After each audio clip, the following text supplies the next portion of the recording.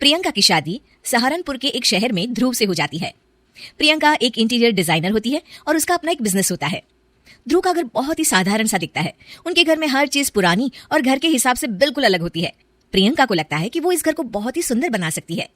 ध्रुव, ये घर बहुत ही पुराने तरीके से डेकोरेटेड है। अच्छा, मुझे तो नहीं लगता। कभी ध्यान दोगे तो लगेगा ना। ऐसा लगता है कि हम शहर में रहकर भी गांव में रहते हैं। अच्छा, तो इस दिवाली तुम्हारे मनपसंद कलर से पेंट करवा देंगे, ठीक है? ओहो, पेंट से क्या होगा?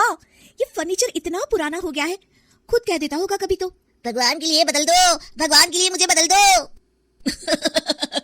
कुछ भी बोलती हो तुम प्रियंका। अरे कितना सुंदर लगता है ये सोफा। हाँ, साइज देखा है इस घर के फर्नीचर का। ऐसा लगता है घर नहीं गोडाउन है। मुझसे नहीं, मम्मी और पापा से बात कर लो इस बारे में। ये सब उन्हीं की पसंद का आया है। हाँ, तभी तो इतना ओल्ड फैशन है। कुछ कहा क्या? अरे कुछ नहीं। आप जाइए, ऑफिस जाइए। ध्रुव ऑफिस चला जाता है और प्रियंका अपनी सास से बात करने की सोचती है। मम्मी जी, मैं क्या सोच रही थी कि अगर हम इस संदूक को यहाँ से हटा दें तो काफी जगह बच जाएगी ना। हाँ, इसे हटा देंगे और सामान कहाँ रखेंगे? अपने सर पर। अरे मम्मी जी, आप ऐसी बातें क्यों कर रही हैं? देखिए ना, उसमें से एक भी चीज तो काम की है नहीं, तो क्यों ना हम उसे बेच दें। नहीं बहू, उसमें हमारे पुराने घर का बहुत ही अच्छा सामान है। पापा जी, ये घर भी तो पुराना ही लगता है। एक दिन प्रियंका की सहेली प्रिया उसके घर आती है। प्रिया घर को देखकर हंस पड़ती है। इतनी अच्छी इंटीरियर डिजाइनर का ससुराल तो किसी पुराने म्यूजियम जैसा लगता है। क्या बताऊं, यहाँ तो किसी को फर्क ही नहीं पड़ता। अरे जब सीधी उंगली से घी ना निकले ना, तो उंगली टेढ़ी कर लेनी चाहिए। हाँ, शायद तो ठीक कह रही है। अगले दिन प्रियंका की सास सोफे पर बैठी होती है तो देखती है कि सोफे का कपड़ा नीचे से फट गया है। अरे ये क्या, ये कपड़ा कैसे फट गया? मम्मी जी, मुझे लगता है कि ये किसी चूहे का काम है। क्या? चूहा? फिर से? सास सोफे पर चढ़ जाती है। अब तो मम्मी जी चूहा इस सोफे में अपना घर बना लेगा। क्या? तो क्या करे बहू, तू ही कुछ सुझाव देना। मम्मी जी, हमें स्टील वाले छोटे सोफे बना लेने चाहिए ताकि चूहे को घर बनाने के लिए जगह ही ना मिले। तू सही कह रही है बहू, मैं अभी तेरे ससुर को बोलती हूँ नए सोफे लाने के लिए। मम्मी जी, नए सोफे लाने की कोई जरूरत नहीं है, हम इन्हीं से सोफे बना सकते हैं। आप बस देखती जाइए। प्रियंका सोफे तो नए बना लेती है, पर अब उसमें सिर्फ 2 ही लोगों के बैठने की जगह होती है।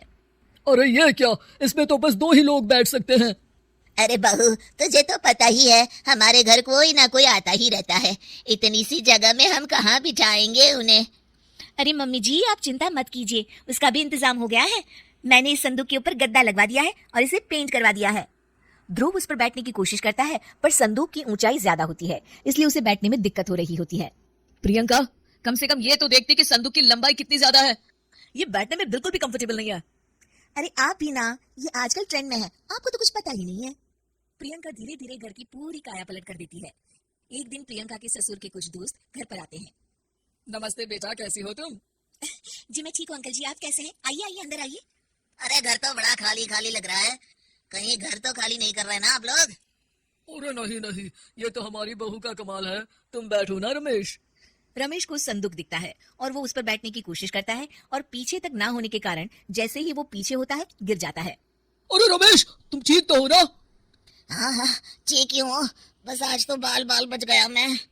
सब लोग गुस्से से प्रियंका की तरफ देखते हैं। अब रमेश अंकल को बैठना नहीं आता तो इसमें संदूक की क्या गलती है? नहीं बहू, गलती तो हमारी है जो तुझे घर का मेकओवर करने दिया। सही कह रहे हैं आप। बहू, तू हमारे घर को पहले जैसा ही बना दे। ठीक है, आप लोग गुस्सा मत होइए, मैं घर को पहले जैसा ही कर